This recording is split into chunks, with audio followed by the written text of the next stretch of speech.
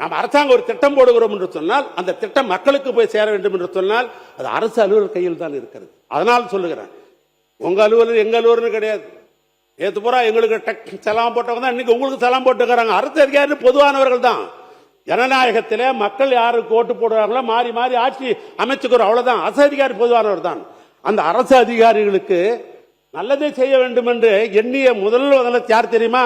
என் அண்ணன் கலைஞர் தான் அரசு அலுவலர்களுக்கு உதவி செய்ய வேண்டும் நினைத்தவர். இதை சொன்னாக்கா வருங்காலத்தில் இந்த ஆட்சி இருப்பவர்கள் செய்வீங்கன்ற அந்த நம்பிக்கைக்காக நான் குறிப்பிட விரும்புகிறேன். அரசு அலுவலர்கள் ஊதியம் என்பது திட்டத்தோடு இணைந்த ஒன்றுதான். ஆசிரியர்கள் இந்த நாட்டினுடைய கண்கள். அவர்கள் இல்லை என்று சொன்னால் பண்பட்ட சமூகம் உருவாகாது. அதனால்தான் கழக ஆட்சி வந்த பொழுது என் தலைவர் கலைஞர் அவர்கள் இன்றைக்கு அவர்களுக்கு அரசு அலுவலர்களுக்கு எண்ணற்ற திட்டங்களை செஞ்சார். 72 அன்றுதான் அரசு அலுவலர்களுக்கு இந்த பழிவாங்கும் ரகசிய குறிப்பீடுன்னு ஒரு காலத்தில் இருந்தது. அதை ரத்து பண்ணவர் அண்ணன் கலைஞர்.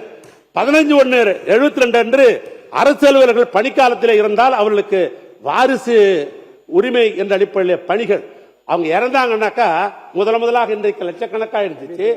10,000 ரூபாய் அந்த குடும்பத்துக்கு இறந்த குடும்பத்திற்கு கொடுக்க வேண்டும் சொன்னவர் கலைஞர். பொங்கல் போனஸ் தந்தவர் கலைஞர். அதோடு மட்டுமல்ல, ஒன்றிய அரசாங்கத்திற்கு இணையாக மாநில அரசுகளுக்கு ஊதிய வகைகளை வகுத்து கொடுத்தவர் அண்ணன் கலைஞர். அரசு பணியாளர்களுக்கு 30 ஆண்டுகள் பணிபுரிந்தால் அவளுக்கு முழு ஊதியம் பெற வேண்டும் என்று சொன்னவர் கலைஞர். 15 நாட்கள் ஈட்டிய விடுப்பை ஒப்படைத்தால் அதற்கு பணப்பயன் கொடுக்கும் என்று சொன்னவர் கலைஞர். 2008 அரசு பணியாளர்களுக்கு புதிய மருத்துவ காப்பீட்டத்தை கொண்டு வந்தவர் கலைஞர்.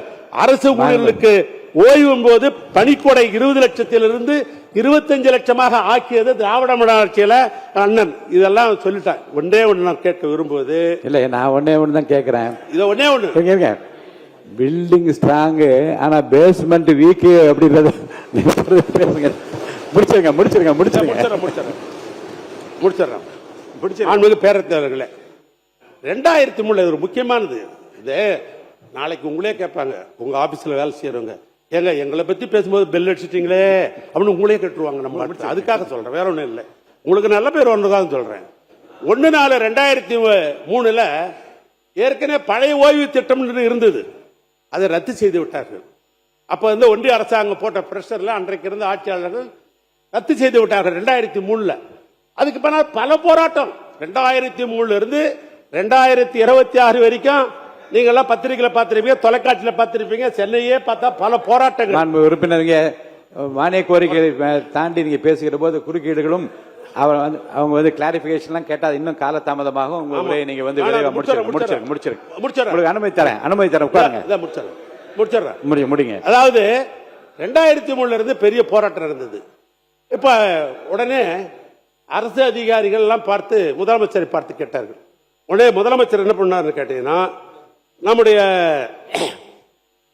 பேடி அவர்கள், அதாவது சொகதின் சிங் பேடி அவர்கள் தலைமையில ஒரு குழு அமைத்தார்கள். இந்த பிரச்சனையை எப்பயாவது தீர்த்துலாமே அப்படின்னு அமைத்தார்கள். அவரு ஒரு 3 மாத காலம் எடுத்துக்கொண்டார். அவர் ரிப்போர்ட் கொடுத்தாங்க.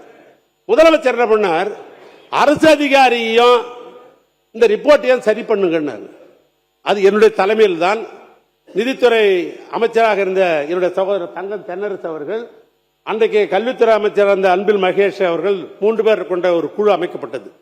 அந்த குழுவில் அந்த அதிகாரிகளை பல முறை நான் கூப்பிட்டு பேசினேன். அதனுடைய விளைவாக கடைசியாக என்ன ஒத்துக்கொண்டார்கள் என்று சொன்னால், உறுதியளிக்கப்பட்ட ஓய்வு திட்டத்தை நாங்கள் ஏற்றுக்கொள்ளுகிறோம் என்ற ஒரு நிலை வந்தது. உறுதியளிக்கப்பட்ட ஓய்வு திட்டத்தை நாங்கள் ஏற்றுக்கொள்ளுகிறோம் என்ற ஒரு நிலை வந்தது. அப்பொழுது அவர்கள் பேசியதுன்னா, கடைசியாக நாங்கள் ஓய்வு பெறுகிற பொழுது என்ன சம்பளமோ அது 50% ஓய்வூதியமாக தர வேண்டும். ஓய்வூதிய காலத்தில் குடும்பத்திற்கு உறுப்பினர் இன்றைய மானிய கோரிக்கை மீது நீங்க பேசுறீங்கன்னா அமைச்சர் அதுக்கு பதில் சொல்வார். நீங்க பொதுவாக மற்ற விஷயங்களை பற்றி எல்லாம் அந்தந்த மானிய கோரிக்கை வரும்போது நீங்க பேசுமே தவிர இப்போது இருங்க, இதுக்கு இப்ப நீங்க சொல்றதுக்கு வந்து இருங்க, இதை பற்றி பதில் சொல்லுவேன். முன்னாள் ஆட்சி பொறுப்பில் இருந்த தளவாய் சுந்தரம் நானும் பேசுறேன்னு சொல்றாரு. அதே மாதிரி இங்க இருக்கக்கூடிய அமைச்சர் இதுக்கு இந்த கேள்விக்கு இப்போது பதில் சொல்ல ஆரம்பித்தால் இந்த மானிய கோரிக்கை எப்போது முடியும்?